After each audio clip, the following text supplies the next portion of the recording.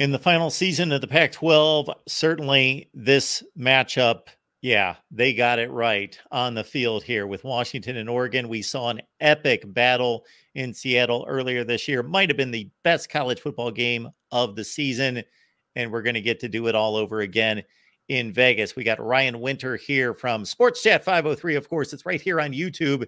Get on over there. You see the Ducks decor, the colors, and anytime you see Ryan on my show, it is always a killer segment, and he's even better when he lets it loose on his channel over there at Sports Chat 503. So join Ryan. Ryan, how you doing tonight? Great, Mark. Thank you so much. Look at the warrior you are, man. What are you on, a 6 hour off of a 6 hour live stream today? Come on, it's championship week. Mark is winning the championship. Boys college football. Thank you so much. Oh, man, I don't know who's going to win this championship on Friday night, though, but I do love awesome. for all the missteps that the Pac-12 has had on the football side through the years. This was not a misstep having this championship game be played on a Friday night. I always thought that that was a good thing, have the Pac-12 by itself play the game. But man, it's been a long time since the stakes have been anywhere close to being this high. Yeah. I think you're kind of right there. You know, we got to zig when everybody else zags. You know, everybody else is doing the normal traditional stuff. I think the West Coast, you have to do something a little different to get eyeballs on. And yeah, historically, this has not been a great matchup. You know, the Pac-12 has either had a really good team matched up with a team that maybe is not that great. It had the divisions for years. So I think that's part of the problem. You know, you got rid of the divisions and you had your two best teams play each other. I think that's fantastic. I mean, how awesome would an Ohio State Michigan rematch be this week instead of Iowa, right? I mean, that'd be insane. So, you know, they did. You got it right. The West Coast, we're in shambles, man. The whole thing is collapsing around us. I mean, you know, you don't have to look very far away from Oregon to see the Beavs, what they're dealing with right now. So, we know when some are really high, some are really low, and that's what championship week often tends to give us. But this is going to be a heck of a game. Vegas, I'll be there Friday night. It's going to be phenomenal. Yeah, how ironic that this league that has imploded and this is the final would give us the best matchup that we've seen in a conference championship game. Wow. Yeah. Well, and I'm sorry to cut you off, but to add to it, these are the two teams that are coming over to the Big Ten. You just got off the Big Ten show. These are two great teams going into this conference. So I think it couldn't be better for the Northwest. Absolutely. And we usually don't take the betting angle, but let's take it on here, Ryan, because it's fascinating. Because to the casual fan, as you mentioned to me just a few minutes ago before we started, Washington's 12-0. Well, they won the first matchup. Oregon, though, has been playing some stellar football. Washington has had its missteps. Arizona State, Oregon State's a really good team, but still 22-20. And then, of course, this past weekend, calling a 4th and inches play with Rome Odunze around the end. That was crazy to spring the field goal to win the game and barely escape a team that had just recently lost 6 consecutive games. So no question the Ducks are playing better football right now, but 9.5 points. Yeah, it's crazy. And they opened at 8.5 and it's grown, and you know, the over under is at 66.5. So it's just, they're expecting a shootout. And I think a lot of they're either expecting the Ducks to win this thing handily, and you're going to have Oregon people bet the Ducks because they think the Ducks are going to win by 2 touchdowns. And then you have, like we said, the casual fan who might be looking at this game as maybe some sort of an opportunity to throw some money down. A lot of people bet during a championship time that they normally don't bet during the regular season. I don't know if that's a good thing for them or not, because historically crazy stuff happens in the championship games. I mean, who saw TCU losing last year going into that game? You know, weird stuff happens. So you're right. Washington did something no other team has done in the Pac-12. They're undefeated. You got to tip the cap to Washington. They did what they needed to do. They haven't won pretty, and they have been dinged up since that Oregon game. And it feels like they've been on a downward trajectory while Oregon's been on an upward trajectory. And now Oregon's everybody's favorite media-wise, and they've got the 2 best quarterbacks, it feels like, in the country. I know Jaden Daniels is putting up great numbers in the South, and I think that he's a great quarterback. We know all about him being at Arizona State for the start of his career, but these 2 quarterbacks are playing at a very elite level, and they get to show it down one more time. I think this is going to be one of the best games. I know Alabama and Georgia's got to be the #1 game because it's just the SEC. It's the #1 thing. It's kind of like the queen and king. It's like you just got to pay respects to them. But outside of that, this has got to be the biggest game. And you're right. On a Friday night, this should be a real fun one to watch. Now, Ryan, this may be baked into the line as well. There's a lot of theories that rematches are difficult for the team that won the first game. To win twice against a good team is difficult to do. Now, I've run the numbers on this, but unfortunately, because we have not quite developed the Voice of College Football like max out database where I keep this stuff, Matrix. This is typically the database right here, Ryan. It's like pages and pages of Mark. I'm a statistics. I'm a yellow pad guy too. I love.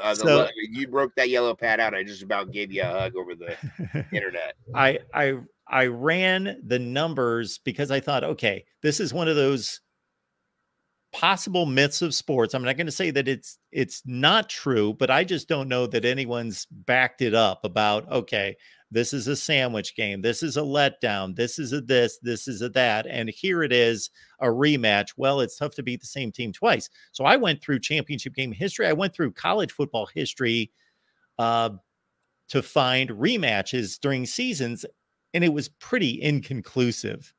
What do you feel about the rematch and how that plays into the strategy and the setup? It's kind of that same idea when you say throw out the record books, you know, with the rivalry game. Oh, rivalry game, got to throw out the record books every year. No. The better team usually wins, right? I mean, come on, you know, obviously there's something to be said about that. Those kind of mantras live on, but yeah, it's tough to beat a team twice. It is, and you know, we see it. I've coached basketball for years. We do tournament basketball where you'd see the same team twice in a tournament, and it happens all the time, and it happens in unexpected ways where the first game's a blowout one way, the second game's a blowout the other way. You know, this is a close game. The first time, both these teams were very evenly matched. I think Washington was playing their best at that time.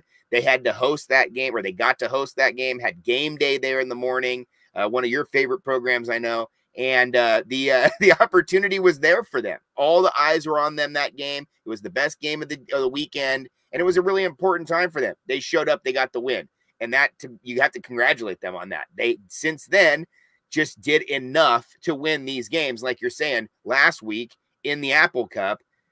Barely make it. I love that 4th down call. I wish the Ducks could have pulled something like that out when we played the Huskies. We wouldn't have never been talking about this. The Ducks would be the 12-0 team. But the ideology is that I think the loss for the Ducks really propelled them and really motivated them. And I don't know if the Ducks are playing as well right now without that loss then. So, you know, the script is already written. I think the Huskies have a great opportunity here. It just looks like something's off with that team, whether it's injuries, or whether it's something else, but they do have amazing talent, NFL talent, and I think this game is going to be absolutely bonkers. I do think it could be a little bit more lower scoring than people think, though. That over/under, talk about the betting line, 66.5. That's interesting to me. So, you know, if we're seeing one team in the 30s and one team in the 20s, I hope that team is the Ducks in the 30s. Absolutely. Let's see, 66. What are they looking at? Like a 33. I mean, that's kind of what it was last time, right? I mean, yeah, but if you're taking the line into consideration, they're picking like a 38-29 game, something like that, or somebody's in the 40s, right? And somebody's, you know, so I've seen a lot of Ducks expecting this to be a bigger margin of victory, and I've heard Huskies as well who feel like they're in trouble a little bit. Some of the local radio guys out here were talking about if things unfold the way they think it's unfolding, they think the Ducks are going to roll. And that obviously makes me nervous a little bit as a Duck fan, because up there it was a really close game. And if it would have gone to overtime, which I think it should have gone to overtime, the kick, they missed it by a couple feet or whatever, but had it gone to overtime, it felt like that game was in Oregon's favor a little bit. They had momentum late, and then, you know, obviously they lost all the momentum by missing the kick and not going into overtime. So I think the Ducks have a really good chance to do this thing. We sold out the tickets very fast today. So we had our allotment of tickets for our season ticket holders sold out in about an hour. And and that's saying something, because this is a game that usually is a tough one to sell to people, especially if people are expecting to go to a bowl game and they might want to save up for that, or they might want to, you know, skip one thing or the other. This is just a a quick turnaround from the regular season. But people like to go to Vegas, including myself. So see you there. Oh yeah, it's always a fun trip. Yeah, absolutely. Uh, so Ryan, what happened the first time that you think is definite to happen the second time? And when I say definite, obviously nothing's definite. Or what do you think could be much different in this matchup? Oh man, the thing that's definite is that Roma Dunze back shoulder fade from Penix. That thing is open all the time. It's the #1 weapon that they have. I mean, it's like the M16 for our soldiers in Vietnam. I mean, this thing is used over and over and over. And why wouldn't you? I mean, this thing is, you look to the pros, they use it there too. It's a great play. It's a very hard play to defend. And it's the play that they went to when they really needed it late in that game when Oregon gave them a chance. You know, Oregon had the chance to just run this thing out, you know, and get the first down and close it out. They had no timeouts. They would have won the game. Instead, they didn't. They went for it on the 4th down. There were, again, the questionable calls by Dan Lanning in that game. And didn't punt it. I don't think it mattered if you would have punted it late in that game. You could have given them 200 yards. It felt like they still would have scored, even if Oregon's defense was playing well. I just felt like at that time, at that place, that was Washington's time to shine. And Penix came up big in those plays. And I think Roma Dunze is an amazing, amazing player. But Oregon's got Bo Nix, Troy Franklin, great players on that side. And I just think that the Oregon offensive line, the Oregon running game, I think the Oregon defense just a little bit better. Yeah, talking about the defense, and Michael Penix is a great player, but his recent performance is not what it had been earlier in the season. They're not churning up the yardage and the points like they were. Just your thoughts about Oregon's defense and their ability to contain things. Okay, well, last week is a perfect example. You know, the Beavs were in a little turmoil, obviously. We see this every year when it comes to a coach leaving, and there's a lot of speculation, and a team doesn't finish the season very well. And then they kind of look to the excuses of, you know, this is what happened with Mario Cristobal with the Ducks when they lost to Utah 2 times in the last 3 weeks. But with Coach Smith leaving that team, it felt like that team did not perform as well as they probably should have in the Civil War. But one of the things that they had going for them was they had one of the best offensive lines in the country. They had one of the best offensive lines in our conference. And Oregon did an amazing job of putting pressure on DJ Uiagalelei. So, I mean, they were in his face all the time. And that's a thing that Oregon just really was limited on last year. And Penix had all the time in the world last year at Autzen Stadium. And it felt like they got to him last game. It felt like they actually hit him a couple times, and there was speculation they might have hurt him late in that game. He's grabbing his ribs. He was going into the injury tent. And I think he does a pretty good job of being coy about it and kind of, not divulging the truth or whatever. But even in the last game, you know, they hit him a couple pretty good times. The Cougs did. And when they asked him about it after the game, he kind of denied it. He was like, no, they didn't do that. No, I'm fine, kind of thing. So I don't know, man. I think there's something going on there. Penix has not played as well. He's not thrown the ball as well. He hasn't had as many weapons. I think they've had some injuries on the wide receiver group. And they're just kind of limited. And then what was the craziest thing was for them is how they ran the ball this year out of nowhere, right? So there's a game, you know, here they have this huge game against USC. USC's defense is not very good, but they just run crazy in that game. And they really opened up a whole new facet of their offense. So it feels to me like there's times when the Huskies have played very well this season. Other times they haven't played well. For the Ducks, they've been pretty consistent the whole time.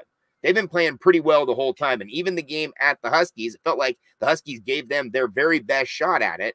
And the Ducks pretty much handled it. They just missed it at the very end. So that was, again, I agree, Mark. I think that was one of the best games of the whole year in college football. It's one of the best games I've ever been to. And I've been to a lot of games, not only anywhere, but I've been to a lot of games in Seattle and seen that matchup a lot in my lifetime.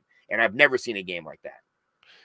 This conference has been so good, especially the top 5 or 6 teams, that you would think the winner of this game has to go to the college football playoff. Obviously, Washington's going to be there. And you would think at first glance, Oregon, all they have to do is win and they should be there. But if there's some kind of log jam with Texas and Bama,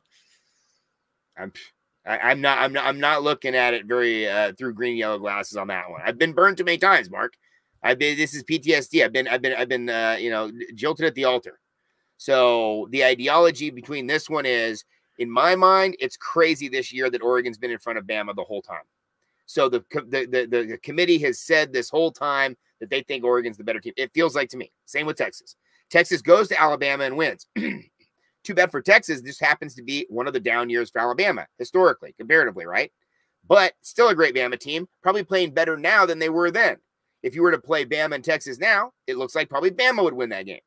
So does Bama have a chance to win at Georgia? If they win at Georgia, I think all hell breaks loose. And I mean, you know, there's a real conversation out here. This is why we have the 12-teamer coming in next year, because, you know, these conversations around a 1-loss Ohio State team, a 1-loss Washington team if they lose to Oregon, a 1-loss Oregon team that lost to Washington in the regular season, a 1-loss Texas team, a 1-loss Alabama team if they beat Georgia, a 1-loss Georgia team if they lost to Alabama. I mean, again, and then the Florida State team could be the undefeated team sitting there, you know. I mean, and they look to be the weakest of all of them. So it's just, college football is awesome. That's why we love it. You do a great job covering it. I do think the Pac-12 had something to say about this season, and I'm glad about that, because I was pretty pissed that the Pac-12 got completely demolished by basically the powers that be, and the situation at hand. I mean, we had complete ineptitude at the leadership, but we also had a lot of things happening behind the scenes we had no control over, and it felt like it was a sinking ship, and it felt like it happened very fast. And it sucks that it happens right now, that there's 2 teams still going down with that ship right now. And our brethren with the Beavs and the Cougs, to see the Ducks and the Huskies in this championship game has got to be just salt in the wounds. I mean, the fact that we are the 2 best teams in this conference, and we're the 2 teams going to the CFP, or one of us is going to CFP, and those 2 teams are going into obscurity. Oh my, how horrible must it be? At the same time, the Beavs lose the coach as well. I mean, it just keeps getting worse. So it's a great time for us. It's a dark time for them. But I'm telling you, this game on Friday night, no one is going to be worried about the Beavs or the Cougs. I'm telling you, in Vegas, all those Ducks that are going to be there, all those Huskies, they're going to be concerned about the Big Ten, because that's where we're going. And we're excited as hell about it. Absolutely. It's going to be a fun ride next season, but we will get there, and we will cherish, obviously, championship weekend, especially with what may turn out to be the best. It's the biggest matchup, certainly, in a Pac-12 championship game, but may deliver on being the best game that we've seen. Ryan, what do you have in store for everyone this week on your channel? Well, yeah, I do a live stream Tuesday nights. I keep that thing pretty lit. That's tomorrow, 5:30 Pacific Coast time. I do videos on Sundays. Basically, usually I try to break everything down. Duck video, National College Football video, Pac-12 video. In the future, I'll do Big Ten video. But yeah, I'm just a guy. I'm in my basement. I'm here. I'm loving life. I'm a season ticket holder. I'm part of the process of all the rest of college football. I'm just here like everybody else is here because I love it, man. So can't thank you enough for what you do, Mark. Happy Thanksgiving and holidays to you and your family. Much appreciated for everything you do for college football, man. Thank you so much for that, Ryan. Everybody head on over to Sports Chat 503. You heard the rundown of the lineup this week, and Ryan's headed to Vegas. Have a big time, Ryan. Thank you so much, Mark. Appreciate you. Have a great one.